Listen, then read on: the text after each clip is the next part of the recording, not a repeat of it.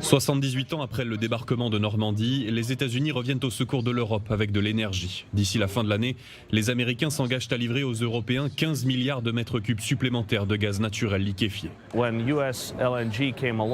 Le gaz naturel liquéfié américain est arrivé sur le marché avec un avantage considérable, celui de n'avoir aucune restriction à l'exportation.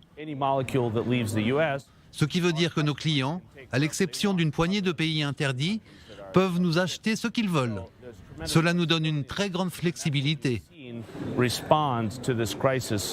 Prenez l'Europe par exemple. Il y a un an, 20% de notre gaz était acheté par les Européens. Aujourd'hui, c'est 70%. Et d'ici 2030, l'objectif est de livrer 50 milliards de mètres cubes par an à l'Union européenne, soit un tiers de ce que la Russie délivre aujourd'hui à Bruxelles. Mais le gaz naturel liquéfié doit être transporté par bateau et transformé en usine. Cette énergie coûte donc cher et pollue. Nous vivons une époque qui nous impose un faux dilemme, celui de devoir choisir entre la sécurité énergétique et la défense de l'environnement. Il faut trouver un moyen d'avoir les deux. Une chose est sûre, ce forum annuel mondial sur l'énergie montre que la guerre en Ukraine a changé la stratégie de l'Occident, qui pour autant ne tire pas un trait sur les immenses réserves énergétiques de la Russie.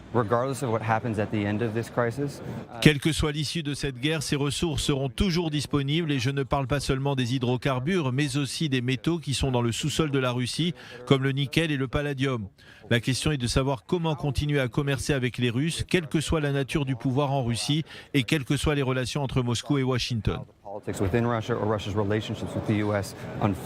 Ce forum, organisé à Dubaï par un think tank américain, sert aussi d'appel du pied, alors que les Émirats refusent toujours de répondre à la demande de Joe Biden de produire plus de pétrole pour faire baisser les prix.